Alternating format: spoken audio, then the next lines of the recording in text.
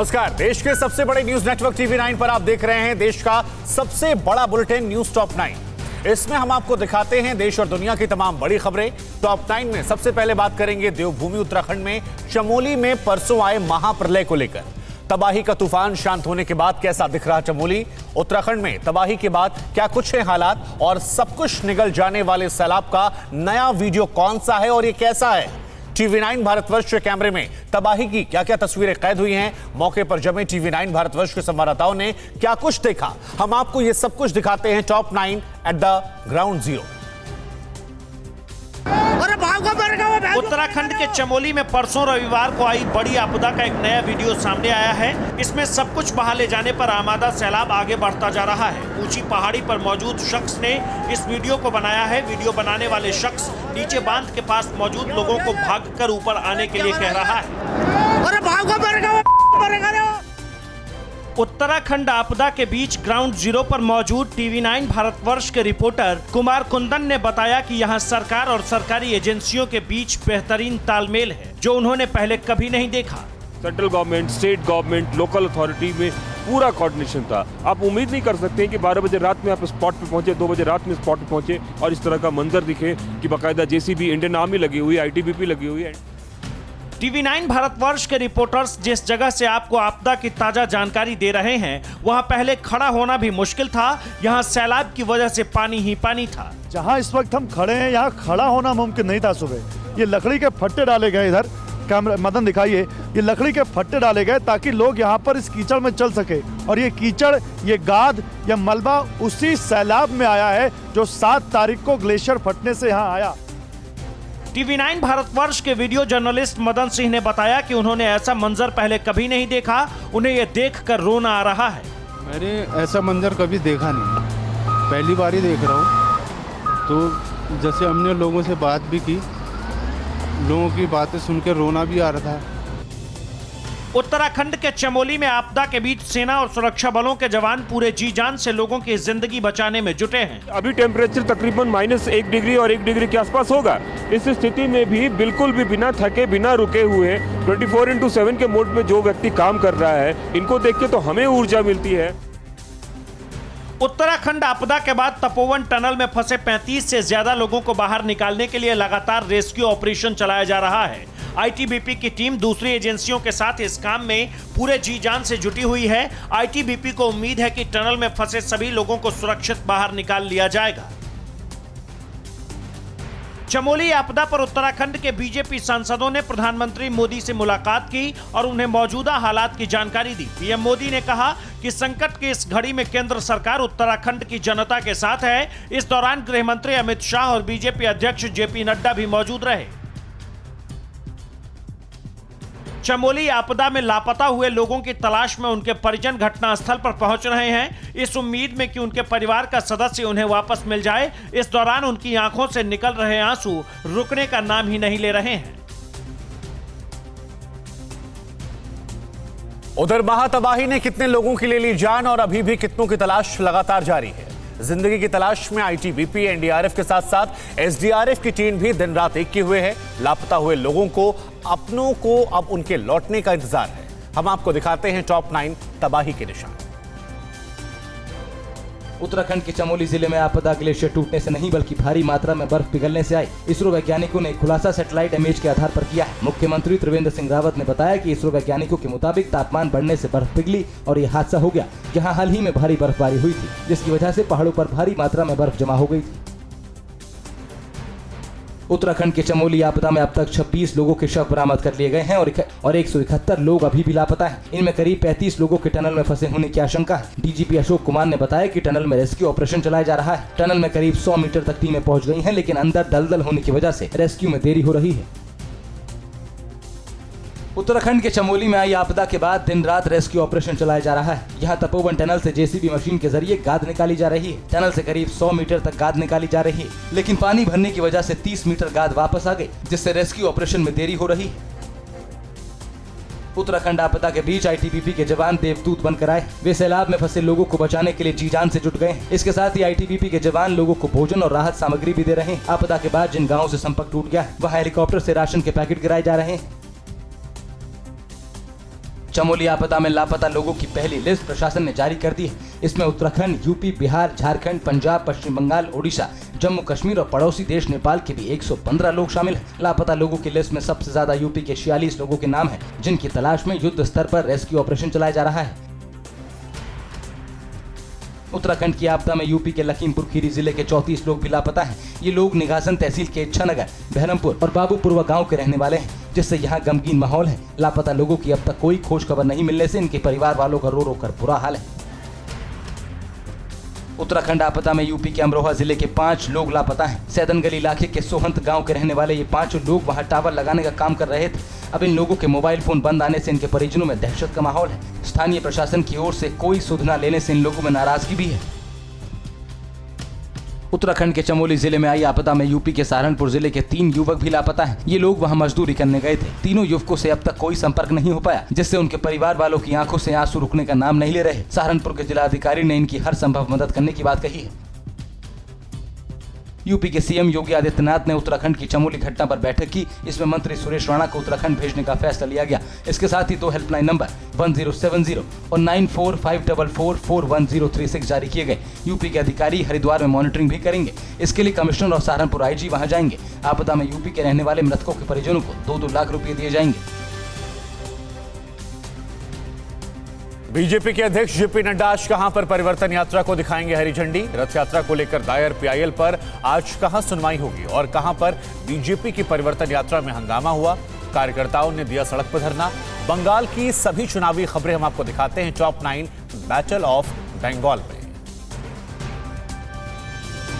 BJP ने बंगाल चुनाव के लिए पूरी ताकत झोंक रखी है। पार्टी अध्यक्ष जेपी नड्डा आज बीरभूम जिले के तारापीठ से रथ यात्रा को हरी झंडी दिखाएंगे। ये रथ यात्रा पूर्वी वर्धमान, पश्चिमी बर्दवान, आसनसोल, बांकुड़ा होते हुए पुरुलिया तक जाएगी। गृह मंत्री अमित शाह 11 फरवरी को पश्चिम बंगाल के कूच बिहार में बीजेपी की परिवर्तन यात्रा में शामिल होंगे। पार्टी कार्यकर्ता जोश के साथ कार्यक्रम की तैयारियों में जुटे हैं। गृह मंत्री पश्चिम बंगाल के ठाकुर नगर में मतुआ समुदाय की एक रैली को भी संबोधित करेंगे। रक्षा मंत्री राजनाथ सिंह कल पश्चिम बंगाल का दौरा करेंगे। राजनाथ सिंह बीरभूम जिले के मल्लारपुर और बटाला में रथ यात्रा में शामिल होंगे। पश्चिम बंगाल में अभी विधानसभा चुनाव की तारीखों का ऐलान नहीं हुआ है, लेकिन राज्य में सियासी पारा चढ़ने लगा है। केंद्रीय मंत्री स्मृति ईरानी 12 फरवरी को पश्चिम बंगाल में हो रहे बीजेपी परिवर्तन रथ यात्रा में शामिल होंगी। स्मृति 12 फरवरी को बीरभूम जिले के दुबराजपुर में रथ यात्रा में शामिल होंगी। बीजेपी के बड़े नेता चुनावी तैयारियों के तहत लगातार बंगाल का दौरा कर रहे हैं। बीजेपी के फायर ब्रांड नेता और उत्तर प्रदेश के मुख्यमंत्री योगी आदित्यनाथ 13 फरवरी को पश्चिम बंगाल का दौरा करेंगे। योगी 13 फरवरी को किरनाहर में रथ यात्रा में शामिल होंगे। बीजेपी ममता सरकार के खिलाफ चुनाव को लेकर जोर शोर से तैयारियों में जुटी है। पश्चिम बंगाल में बीजेपी रथ यात्रा को रोकने के लिए दायर जनहित याचिका पर आज कोलकाता हाईकोर्ट में सुनवाई होगी। राज्य में होने वाले विधानसभा चुनाव को लेकर बीजेपी और टीएमसी आमने सामने हैं। इसी के तहत बीजेपी की रथ यात्रा को रोकने के लिए कोशिशें हो रही है। पश्चिम बंगाल के मुर्शिदाबाद में पुलिस के बीजेपी की परिवर्तन यात्रा को रोकने पर जमकर हंगामा हुआ और बीजेपी कार्यकर्ता बीच सड़क पर ही धरने पर बैठ गए। बीजेपी जिला अध्यक्ष का कहना है कि पहले पुलिस को कोई आपत्ति नहीं थी। करीब 3 घंटे तक सड़क पर पुलिस और बीजेपी कार्यकर्ताओं के बीच ड्रामा चला। पश्चिम बंगाल के पूर्वी बर्दवान में मुख्यमंत्री ममता बनर्जी आज 8वें माटी उत्सव का उद्घाटन करेंगी। उद्घाटन के बाद ममता बनर्जी दोपहर 12 बजे एक रैली को भी संबोधित करेंगी। उत्सव को लेकर जोर शोर से तैयारियां चल रही है। मुख्यमंत्री ममता बनर्जी ने नेताजी इंडोर स्टेडियम में आयोजित हुए खेल श्री कार्यक्रम में कहा कि राज्य के 60 साल की उम्र पूरी कर चुके पूर्व खिलाड़ियों के प्रति सम्मान व्यक्त करने के लिए 1000 रुपए पेंशन की पहल की गई है। उनके मुताबिक भविष्य में बंगाल निवेश और रोजगार के अवसरों के लिए अहम स्थान होगा। बंगाल आगे बढ़ेगा और पूरी दुनिया यहां आएगी। उधर पीएम मोदी से फोन पर हुई बातचीत के बाद अमेरिका के राष्ट्रपति जो बाइडेन के व्हाइट हाउस ऑफिस ने एक बयान जारी किया और कहा कि भारत और अमेरिका अपने संबंधों को बेहतर करने के लिए एकमत है। कोरोना संकट और जलवायु परिवर्तन पर भी हम एक साथ काम करने को एकमत है। हम आपको दिखाते हैं टॉप 9 राष्ट्र। प्रधानमंत्री नरेंद्र मोदी ने अमेरिका के नए राष्ट्रपति जो बाइडेन से टेलीफोन पर बातचीत की है। पीएम मोदी ने बाइडेन को राष्ट्रपति बनने पर शुभकामनाएं दी। पीएम मोदी ने ट्वीट कर कहा, हमने क्षेत्रीय मुद्दों के साथ दोनों देशों की प्राथमिकताओं पर बातचीत की। हम जलवायु परिवर्तन के खिलाफ अपने सहयोग को आगे बढ़ाने पर भी सहमत हुए। दोनों देश सुरक्षा के लिए रणनीतिक साझेदारी मजबूत करेंगे। राज्यसभा में कल राष्ट्रपति अभिभाषण पर जवाब देते हुए पीएम मोदी ने किसान आंदोलन के बहाने राजनीति चमकाने और किसानों को भड़काने वालों पर निशाना साधा। पीएम ने कहा, कुछ लोग किसानों को गुमराह करने की कोशिश कर रहे हैं। देश में एक नया समुदायी आंदोलन जीवी पैदा हो गया है। पीएम ने किसानों को भरोसा देते हुए कहा, एमएसपी है, एमएसपी था और एमएसपी रहेगा। कृषि कानूनों को वापस लेने की मांग को लेकर आंदोलन कर रहे किसानों ने प्रधानमंत्री नरेंद्र मोदी के राज्यसभा में दिए बयान को लेकर नाराजगी जताते हुए इसकी निंदा की है। किसानों ने आंदोलन को लेकर आंदोलन जीवी वाले पीएम के बयान को किसानों का अपमान बताया। संयुक्त किसान मोर्चा ने बयान जारी कर कहा, बीजेपी और उसके पूर्वज ने कभी भी अंग्रेजों के खिलाफ कोई आंदोलन नहीं किया। कृषि कानून के विरोध में युवा कांग्रेस आज संसद का घेराव करेगी। इस बीच राहुल गांधी ने सोशल मीडिया पर नफरत फैलाने वाली ट्रोल आर्मी का मुकाबला करने के लिए नया अभियान छेड़ा है। राहुल ने एक हेल्पलाइन नंबर विशेष सोशल मीडिया पेज को लॉन्च किया है। राहुल ने लोगों से कांग्रेस की सोशल मीडिया से जुड़ने को कहा है। राष्ट्रीय स्वयंसेवक संघ यानी आरएसएस के सर संघचालक मोहन भागवत आज से 5 दिनों के बिहार दौरे पर जाएंगे। आरएसएस प्रमुख मोहन भागवत बिहार दौरे के दौरान दक्षिण बिहार के संघ के पदाधिकारियों के साथ अहम बैठक करेंगे। इसके साथ ही पटना एम्स के समीप बन रहे सेवा सदन का भूमि पूजन करेंगे। भागवत मुजफ्फरपुर के नवनिर्मित संघ कार्यालय का भी लोकार्पण करेंगे। आज हरियाणा के कुरुक्षेत्र में किसानों की खाप पंचायत होगी। इस किसान पंचायत में भारतीय किसान यूनियन के नेता राकेश टिकैत के साथ पंजाब के तमाम किसान नेता और खाप पंचायतें भी शामिल होंगी। इस बीच राकेश टिकैत ने पीएम मोदी के राज्यसभा में दिए बयान पर कहा, बातचीत के लिए किसान भी हमेशा तैयार है। किसान एमएसपी पर कानून चाहते हैं। कांग्रेस नेता राहुल गांधी के 12 और 13 फरवरी को राजस्थान दौरे से पहले राज्य के पूर्व डिप्टी सीएम सचिन पायलट आज भरतपुर में किसान महापंचायत को संबोधित करेंगे। राजनीतिक हलकों में पायलट की रैली को राहुल के दौरे से पहले पायलट गुट के शक्ति प्रदर्शन के तौर पर देखा जा रहा है। 6 फरवरी को सचिन पायलट ने दौसा में किसान पंचायत की थी। जम्मू कश्मीर के सांबा सेक्टर में बीएसएफ को बड़ी कामयाबी मिली है। सीमा सुरक्षा बल के जवानों ने कल एलओसी पर पाकिस्तानी घुसपैठिए को मार गिराया। मारे गए घुसपैठिए की पहचान जैश-ए मोहम्मद के गाइड के तौर पर हुई। मारे गए घुसपैठिए को पहले सीमा पर तैनात संतरी ने रोकने की कोशिश की, नहीं रुकने पर जवानों ने इसे मार गिराया। चेन्नई में खेले जा रहे भारत और इंग्लैंड के बीच पहले टेस्ट का आज आखिरी दिन है। आखिरी दिन भारत को जीत के लिए 381 और रन बनाने हैं। इंग्लैंड ने भारत को जीत के लिए 420 रनों का लक्ष्य दिया है। भारत अगर इस लक्ष्य को हासिल कर लेता है तो ये टेस्ट क्रिकेट इतिहास का सबसे बड़ा चेज होगा। चौथे दिन भारत ने रोहित शर्मा का विकेट गंवाकर 39 रन बना लिए हैं। उधर पटना में आज बहुप्रतीक्षित नीतीश कैबिनेट का विस्तार। दिल्ली के सीएम केजरीवाल की बेटी के साथ कैसे हुई धोखाधड़ी और कहां से सामने से खौफजदा करने वाली सड़क हादसे की तस्वीर। तमाम राज्यों की अहम खबरें हम आपको दिखाते हैं टॉप 9 देश प्रदेश में। बिहार में लंबे इंतजार के बाद आज नीतीश कुमार कैबिनेट का विस्तार होगा। सुबह 12:30 बजे शपथ ग्रहण समारोह होगा। आज बीजेपी की ओर से शाहनवाज हुसैन समेत 9 मंत्री बनाए जा सकते हैं, जबकि जेडीयू की ओर से संजय झा समेत 8 विधायक मंत्री पद की शपथ ले सकते हैं। नीतीश कैबिनेट में 22 मंत्रियों की जगह खाली है। दिल्ली के मुख्यमंत्री अरविंद केजरीवाल की बेटी ऑनलाइन फ्रॉड का शिकार हो गई हैं। वो एक पुराने सोफे को ऑनलाइन बेच रही थी। इस दौरान एक शख्स ने खुद को कस्टमर बनकर पेश किया और उनसे 34,000 रुपए ठग लिए। पुलिस ने धोखाधड़ी का केस दर्ज कर आरोपी की तलाश शुरू कर दी है। हिमाचल प्रदेश के कुल्लू में एक तेज रफ्तार बाइक बेकाबू होकर हादसे का शिकार हो गई। घटना में एक पिता और बेटा सड़क किनारे पुल से टकराकर खाई में गिरने की वजह से गंभीर रूप से घायल हो गए हैं। पूरा हादसा पास में लगे सीसीटीवी कैमरे में रिकॉर्ड हो गया। यूपी के ग्रेटर नोएडा में जमीन विवाद में हुई फायरिंग में 2 लोगों की मौत हो गई, जबकि एक शख्स गंभीर रूप से घायल हो गया। पूरी वारदात का वीडियो भी बनाया गया है। पुलिस ने वीडियो के आधार पर केस दर्ज कर लिया है और आगे की कार्रवाई में जुटी है। उत्तर प्रदेश की लखनऊ क्राइम ब्रांच ने खालिस्तानी को गिरफ्तार किया है। पंजाब पुलिस की तरफ से पकड़ा गया आरोपी घोषित आतंकी है। पुलिस को इस आरोपी की पंजाब के एक मुकदमे में तलाश थी। पकड़े गए आतंकी को लेने पंजाब पुलिस लखनऊ पहुंच गई।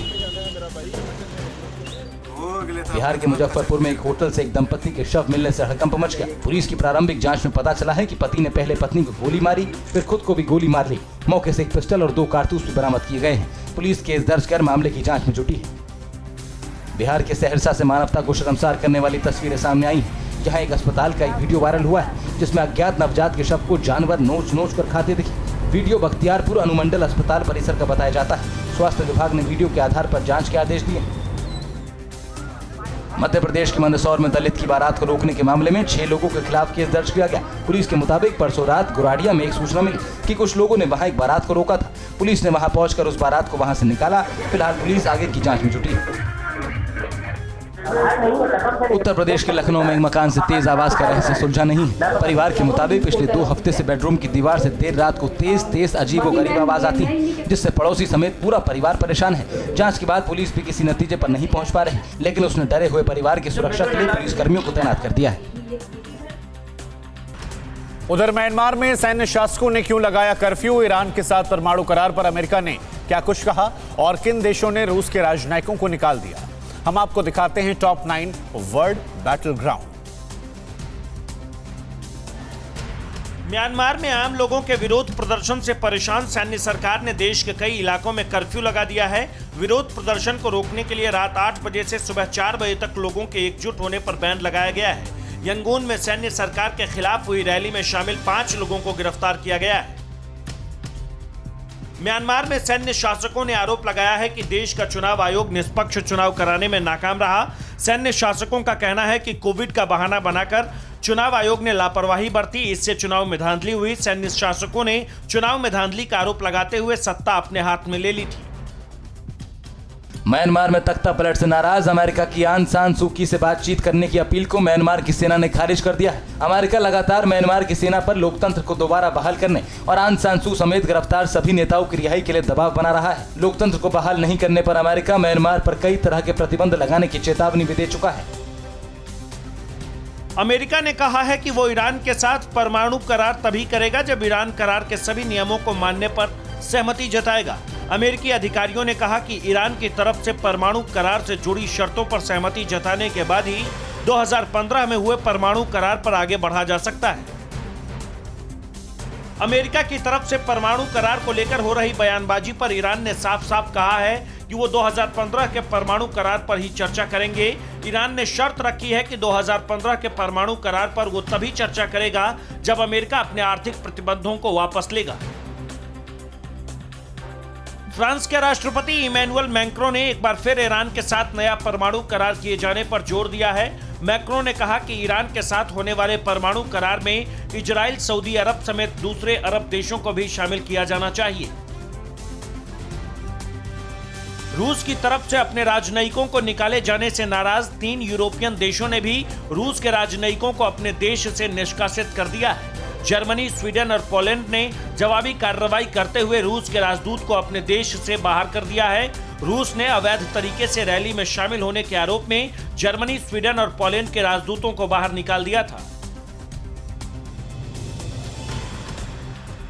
अमेरिका के पूर्व राष्ट्रपति डोनाल्ड ट्रंप के वकील ने कहा है कि ट्रंप का 6 जनवरी को कैपिटल हिल में हुई हिंसा से कोई भी वास्ता नहीं है। ट्रंप के वकील ने कहा कि ट्रंप के भाषण में ऐसा कुछ नहीं था जिससे हिंसा फैले। ट्रंप के वकील ने मांग की है कि पूर्व राष्ट्रपति के खिलाफ महाभियोग की प्रक्रिया को रद्द कर देना चाहिए। बेलारूस पहुंचे यूरोपीय यूनियन के प्रतिनिधि मंडल ने सरकार विरोधी प्रदर्शन के दौरान मारे गए लोगों के परिवार से मुलाकात की। प्रतिनिधि मंडल ने बेलारूस में जेल में कैद राजनीतिक बंदियों के परिवार से भी मुलाकात की। यूरोपियन यूनियन लुकाशेंको सरकार से राजनीतिक बंदियों की रिहाई की मांग कर चुका है।